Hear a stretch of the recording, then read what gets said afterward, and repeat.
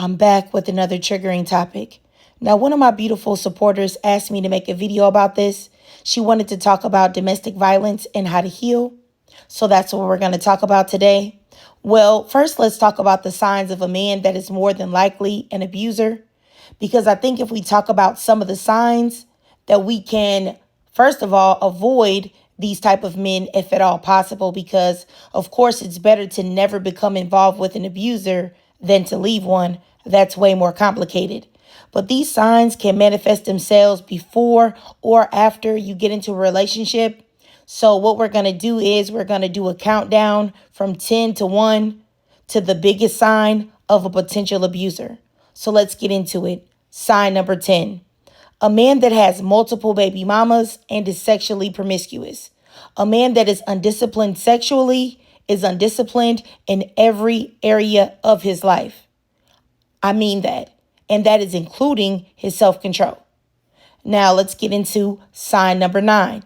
A man that wants you to send explicit pictures of yourself, or a man that wants to take sexual videos of you. I'm telling you, a man that is asking for these things, 9 times out of 10, he wants them for bad purposes. And eventually he will hold those things over your head and threaten to expose you if you decide to leave him. Because a man that was really covering you and loving you wouldn't risk you being exposed and being put out there like that. And I want to say this, don't ever in your life let anyone film you or take pictures of you, or you take pictures of yourself in a way that you wouldn't mind the entire world seeing you in. Sign number 8, a man that calls you out of your name. A man that will call you the B word, has the potential to kill you or harm you. A man that is verbally abusing you has the potential to kill you or harm you. I don't care what anyone says, because him calling you those names means that he has a deep-seated hatred of women and he doesn't mind disrespecting you. A man that nags you, puts you down, insults you, but claims it's just jokes. A man that's not building you up. I'm telling you, that is a sign of a potential abuser. Let's get into sign number 7. Men that talk about wanting to impregnate you off the rip, or even at all. Or men that say, oh, they can't use protection, or they have these conversations about these things very early on. They're trying to lock you down so that you have nowhere to go. Sign number 6, pushing for intimacy very quickly. Because a lot of times men push for intimacy very quickly because abusive men, they know that if they're able to become intimate with you, that's going to more than likely bring some type of connection between you and them, and you're more likely to excuse away bad behavior or give them multiple chances once you've invested in them by giving them your body. Sign number 5, extreme jealousy, accusing you of flirting or telling you to stop being friends with people that you have been friends with for years, or you've known them for years, or even them being jealous of your family. Sign number 4, if he's controlling, he's trying to control what you're doing, who you're friends with, where you've been. If he wants to control your finances, if he wants to tell you how to dress or how to behave or what you can do, what you can't do, that's a sign. Sign number 3, he's very aggressive. Now, at first, that can be misleading because you may see him be aggressive with a male at a restaurant or a club, and you may mistake that for him being masculine or a protector. But if you see him behaving aggressively or disrespectful to others, that's a red flag.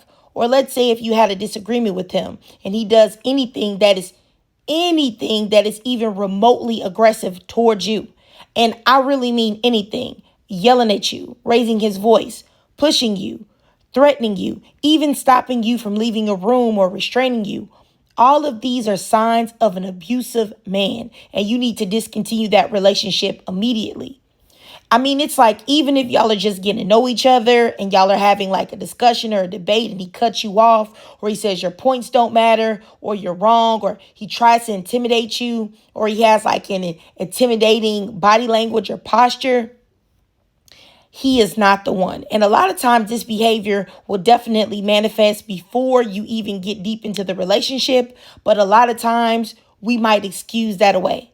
So just know that if he's engaging in any type of aggressive or intimidating behavior, you need to pay close attention to that and you need to get away, really. And I think a lot of these things are easier to recognize when you refrain from any type of intimacy or any type of sexual anything that's on the sexual side. You need to refrain from, because all of those things end up clouding your judgment and your ability to recognize these red flags or these signs that I'm talking about. But let's move forward. Let me get into sign number 2. We're almost done with this part. He's very much into gender roles. He thinks that women are supposed to behave a certain way. Usually he's telling you that a woman is supposed to do this. She's supposed to do all the cooking and all the cleaning and all the taking care of the children. A woman's supposed to know her place. She's supposed to be ladylike and submissive and feminine and be quiet and let the man make all the decisions for her. Trust and believe those type of men. Yes, a lot of those type of men are abusers and you need to stay away from them because they are very much into the domination of men over women. And men that believe in extreme domination over women, their fist is always coming right behind that ideology. All right, so let's get into the number one sign. The number one sign, the biggest sign of a potential abuser.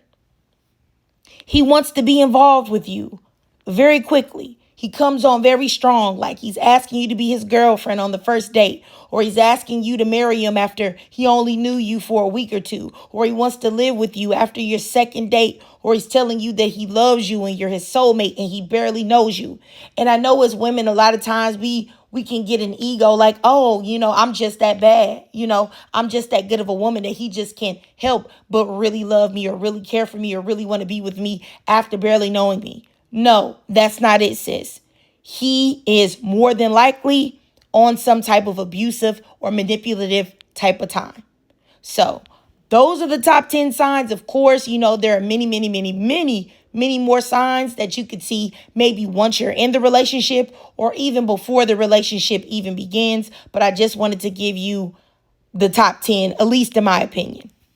Now, like I said, there are a lot more, signs and things like that. And if you guys want me to get into that and make another video, I definitely will. But I just want to say that when dating these men, if you are a woman that has decided to still engage with men, please get them background checked.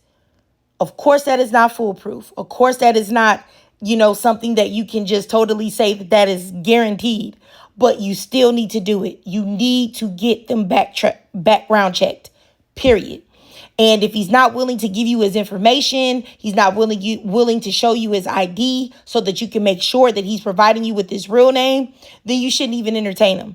Because a man that is going to be a good man is going to already know the reality of the way the collective of men behave. And that a smart woman is a woman that will be trying to protect herself. So if he has any problem with you asking for his ID or saying, hey, I just want to check you out or whatever the case may be, that's already don't entertain him, period. Also, you shouldn't entertain a man that isn't willing to go to the clinic and get a full workup of his sexual health. And I'm talking about while you are there, because there have been so many instances of women saying that men have falsified their test results, not giving them accurate test results or giving them old test results. But you want to make sure that y'all go together and you see it there at that time. Do not take their word for it. Do not trust them, because there are so many women that have been lied to by men about their sexual health and have ended up becoming infected with herpes, HIV, and a whole lot of other things. So you cannot trust them. So, but anyway, that's getting a little bit off track. So let me chill. I digress. So let's say right now you're currently in an abusive relationship. How can you get out? How can you leave? Well, first of all, if you want to leave, you have got to understand that an abusive man will never change. It will continue to happen. Even if he's able to stop for a little while, it will always happen again. You've also got to understand that you cannot help that man. You cannot help him, sis. Whatever is broken in him, you cannot put back together. Whatever is broken in him, you will never be able to fix. So you cannot stay just hoping and wishing and praying that you're going to be able to repair this man. Whatever trauma that he has, whatever hatred that he has towards women, you cannot fix that no matter how well you treat him, no matter how much you put it on him, no matter what you do, you're not going to be able to fix him and fix that. You've got to love yourself enough to know that you deserve better. You deserve better than a man that will hurt you. You deserve better than a man that will harm you. In staying with the man that is hurting you, you are doing a disservice to yourself. And also, if you have children, if you allow a man to harm you in front of your children, you are harming them. You are perpetuating a cycle of violence that will damage them permanently, can affect them emotionally for the rest of their lives. Once you realize this, you can get up the strength to leave. Once you realize that you owe him nothing. Now, let's say this, you have gathered the courage to leave. Then you need to know that you cannot tell him. You cannot use that as a bargaining chip. Like, oh, well, if I tell him I'm going to leave, then maybe he'll get right. Maybe he'll get it together. He'll realize that I'm so close to leaving. No, what that will do is put your life at risk. So you need to know that you cannot tell him, and you have to be serious if you're going to leave. You cannot and should not ever tell a man that you're leaving him. I can't stress that enough. I don't even believe that you should tell a man that has showed no signs of being abusive that you're going to leave him if you decide to leave, because you never know if that will trigger that man to go off the deep end. So you need to move in silence.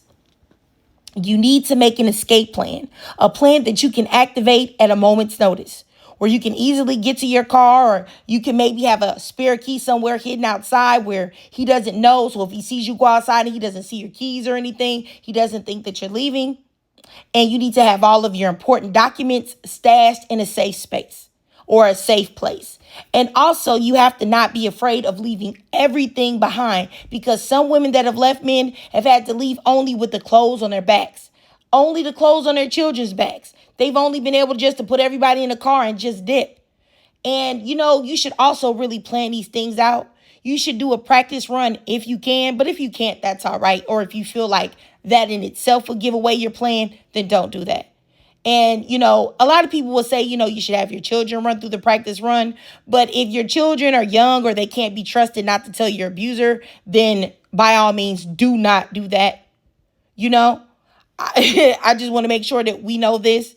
And when you do leave, you need to make sure that you go no contact, period. Don't text, don't call, don't have any contact with him or give him any opportunity to change your mind. So your phone number needs to be changed. All of your social media needs to be shut down, or you need to have changed it to where he doesn't know anything about it.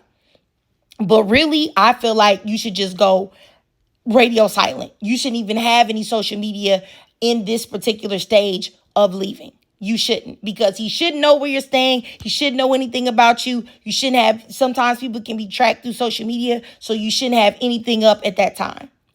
And if it is all possible, he shouldn't even know where you're working either. So if you can quit, financially, I feel like that would be the safest depending on what situation that you're in.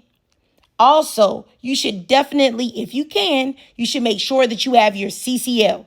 You get what I'm saying? And you should be strapped up if at all possible.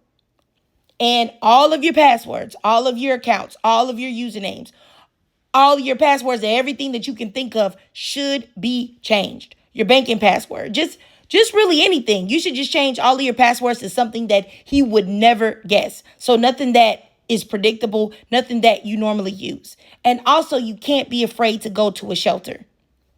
And I understand that a lot of times people don't want to stay in shelters. But shelters also can be good places to go, because they could be a place that he would never think to look. You just really need to be moving forward, hyper aware of your surroundings. No matter which way, whatever you decide to do, however you decide to escape, you need to be hyper aware of your surroundings and go super hard with protecting yourself. Because when a woman leaves an abuser, that is the riskiest time frame for her and potential of losing her life. But, even with that risk, you cannot allow fear to keep you in an abusive situation because you are not powerless. You are not weak. He is human. Just like he harmed you, he can be harmed as well. You can protect yourself. Now, let's say you've left your abuser and you're out of that particular situation. You're done, it's gone. He's away. He ain't thinking about you. You're not thinking about him. Everything is everything, right? You've gotten away. You've escaped. The first thing that you need to do is forgive yourself.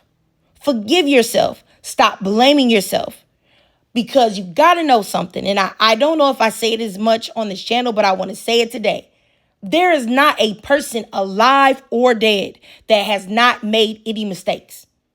Nobody's perfect. Don't let all of these people make it seem like they're perfect, because anytime you get on social media, everybody's showing the best of themselves and making it seem like they got everything figured out. They haven't made any mistakes. They haven't made any mistakes. And that's not true. We all have made mistakes. We have all messed up. None of us has all of the answers.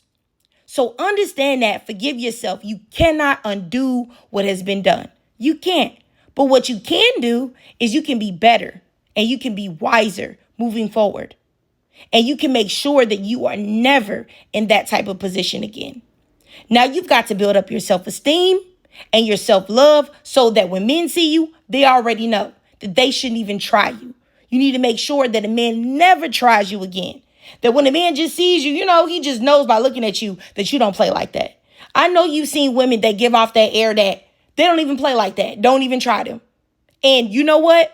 Men don't try them. So, I feel like this, but I don't want to get too much in trouble here because sometimes sensitive emotional men come on my page.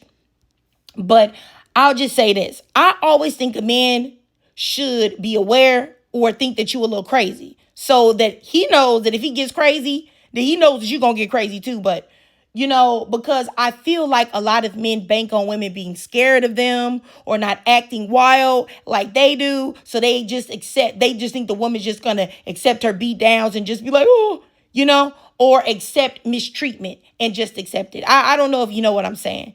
But anyway, I'm just saying that you got to really make sure that these men know moving forward that they will not be able to do anything to you without consequences. And, also, seriously, moving forward from this type of situation, you have to work on loving yourself and healing yourself of whatever traumas that you have gone through or whatever traumas that led you to being associated with that type of person.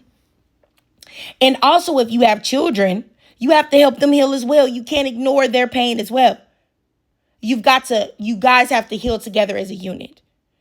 And, that's if you have children. But if you don't, then you can more focus on yourself. And, you should also build a support system of people that you can trust, whether that be in your family or whether that be friends. But you want to make sure that whatever people that you put in your support system, that they are completely trustworthy and they won't throw anything in your face and they have your best interest at heart. Because a good support system, a really good support system that you can trust, they can actually help you heal and feel better mentally. Also, you need to find an outlet, whether that be working out, journaling, getting a hobby, spending time with people that care about you, anything that makes you feel good, anything that calms your spirit and puts you in a good headspace. All of those things can help you heal. You also need to focus on making future plans. Lay out your short-term and your long-term goals and focus on those. And focus on positivity. Don't focus on anything or anyone or consume any content that focuses on the negative or allows you to stay in your trauma. You need to focus on positivity and moving forward. You need to set healthy boundaries with people and put yourself first. Now, I think I've told everybody this on my channel, but just in case you're new here, my first husband was extremely abusive. Extremely abusive. Has done things to me that I am ashamed to this day to even utter to anyone. Some of the things I've been so embarrassed by that I have never told anyone. And I will say after I left him, for years, I was angry at myself. So angry, so hard on myself. I tore myself down because I was just so angry that I let him play with me like that.